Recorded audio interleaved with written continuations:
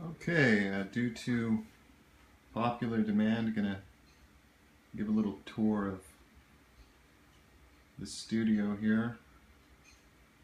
Just about got it all set up and ready to go to finish an album that I started working on way too long ago.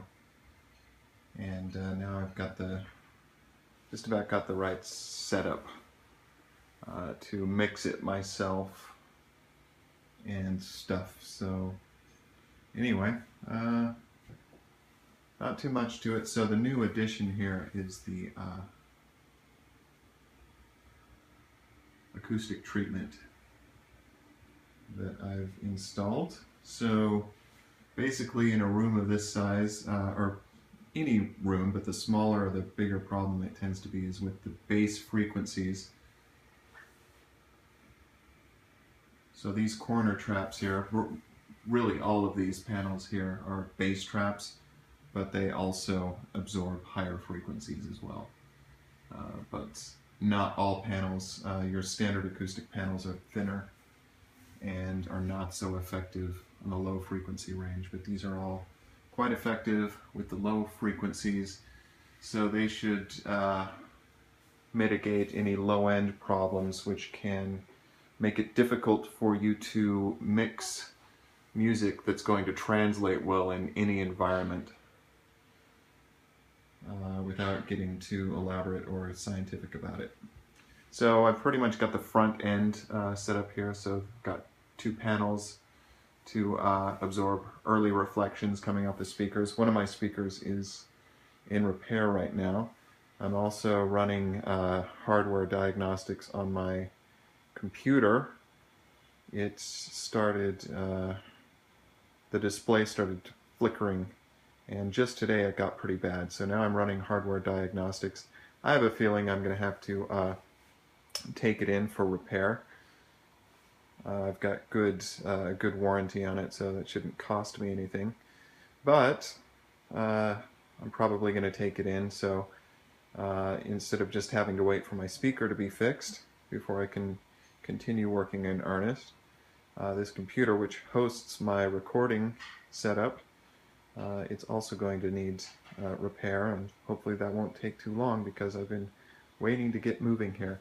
So anyway, corner traps from floor to ceiling, and then for early reflections we've got these ceiling panels, and they're on the sides. So those are to prevent too much reflected sound going from the speaker directly to the listening position, which is right about there. And then really it's the general consensus that I've gathered through my research is that the front end of the room is most critical. Also, it's kind of hard to treat the back of the room here. But I did get one panel. It's called a goby because it's freestanding, and I'll set that up directly behind my listening position, which is considered to be pretty important. I might get more traps in the future, freestanding traps that'll cover the rear corners, but we'll see about that. It might not be too critical. So with this panel here, as you can see, the window is kind of in the way, so I wasn't able to hang it on the wall. So I built this little floating shelf, which was rated for only 11 pounds, but I used some 51-pound drywall anchors. So hopefully that makes it stronger. This panel is actually about 16 pounds, so it looks really nice. I think hopefully it is sound in terms of the weight and the weight capacity. So there's my pedal board. Got a guitar stand here that can hold 3 guitars, so I've got my P bass there. Got my P bass. Got my Telly type guitar, which is a G&L A set.